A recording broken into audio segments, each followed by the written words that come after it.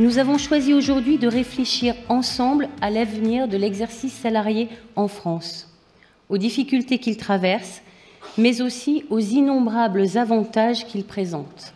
Nous allons partir d'un état des lieux, factuel, et arriver, je l'espère, à un ensemble de propositions. À l'hôpital, il manque. Ils ne sont pas là.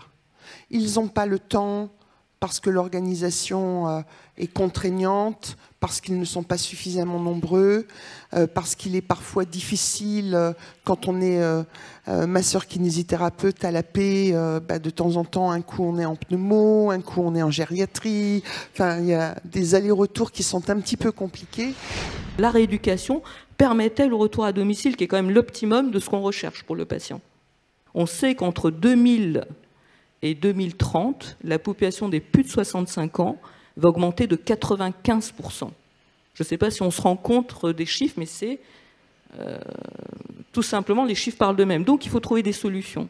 Donc davantage de personnes âgées vont devoir être prises en charge, et il faut des structures en amont et en aval. Et entre autres, la rééducation est un point fondamental. Puisque si on perd de l'autonomie chez les patients âgés, c'est les patients âgés qui vont être plus lourds pour leur famille, d'abord pour eux-mêmes aussi, c'est beaucoup de souffrance, et puis ça représente quand même un coût vraiment non négligeable pour la société. On sait que, par exemple, à l'heure actuelle, le coût de la dépendance, il est de 5,5 milliards d'euros par an, et que la projection pour 2040, en tout cas pour le coût de la dépendance, c'est 11,2 milliards. Donc on augmente de 62%. Donc il faut réagir. Si on diminue nos kinés, ce chiffre-là va encore exploser.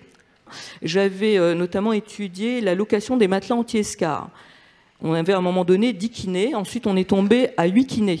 C'est-à-dire moins 20% de l'effectif. Eh bien on a augmenté notre location de matelas anti-escar de 50%.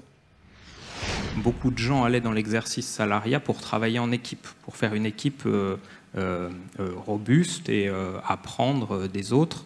Et en fait, on s'aperçoit qu'avec un taux de turnover aussi élevé, ça crée une spirale infernale. C'est-à-dire que vu que les autres s'en vont, je ne trouve plus mon intérêt. Donc j'ai tendance à partir aussi. Et donc il y a une véritable alerte, je pense, parce que à moyen terme, s'il n'y a plus de lieu pour former les étudiants à ces expertises qui vont être fondamentale et très importante dans les années qui viennent compte tenu de l'augmentation notamment d'une population vieillissante, le vide va devenir un gouffre. Les activités à l'hôpital évoluent, ce que tu disais, les demandes sont différentes. On a de plus en plus de demandes préopératoires, de prise en charge, on a de plus en plus d'éducation thérapeutique, de prévention à mettre en place à l'hôpital, ce qu'on appelle des réhabilitations accélérées. Quand il n'y a pas de kiné, la nature ayant horreur du vide, c'est d'autres professions qui prennent la place.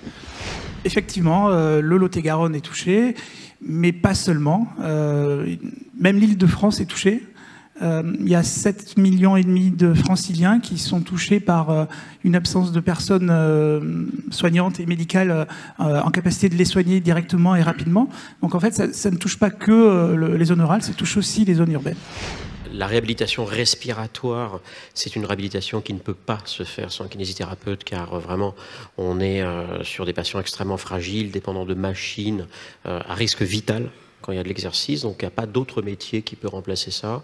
Et donc voilà, j'étais dans la quadrature du cercle avec un hôpital où il manque beaucoup de kinésithérapeutes et obligé d'avoir des kinésithérapeutes, sinon le service ferme et je ferme des lits quand il manque de kinésithérapeutes. Bien évidemment, je ne peux être que d'accord sur le fait que l'hôpital est riche en nouveaux matériels, en expérience.